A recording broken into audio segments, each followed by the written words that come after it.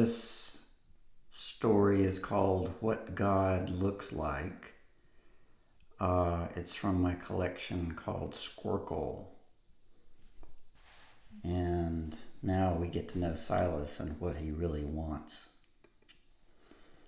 What God looks like. There were three things Silas wanted from life. He wanted to love someone. He wanted to be loved. He wanted to meet God before he died.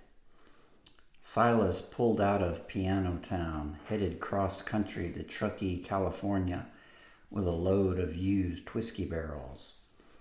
The barrels had been cut in half and stacked.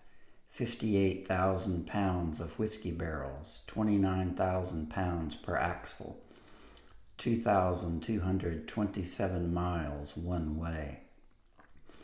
He would spend the night in Kearney, Nebraska. Right around Platte City, Kansas, Silas passed a hitchhiker wearing some sort of yellow suit. Looked like a jogging outfit. The sun was high and headed west, blue skies smeared with marshmallow fluff. He hit his turn signal, downshifted and braked, pulling onto the median. Gravel flew and zinged. He brought the rig to a dead stop and waited. It took the hitchhiker about 2 minutes to catch up. He was waving, using a walking stick and carrying a beat-up frame pack. Silas watched him approach, and a tingle ran from his pubis to just below his chin. He shifted his buttocks, sore from the ride. The cab smelled like farts and coffee.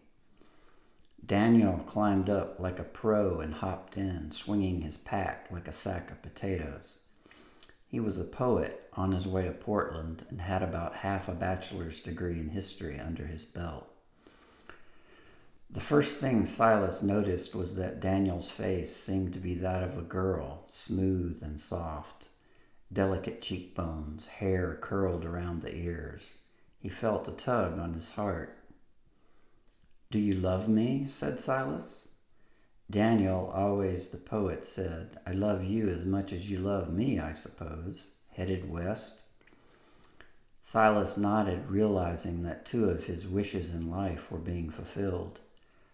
"How does one meet God before one dies? Do you know?" said Silas. Daniel pulled a snack cracker from his pack and opened it. He wanted to eat it with some Vienna sausage, wash it down with diet root beer. I suppose that God requires a great sacrifice, and then he will come down in his glory and say hello or something like that. Does that work? Silas thought of Abraham and his son Isaac. "That makes sense," he said. He eased back in his seat, wondering how best to cut Daniel's throat.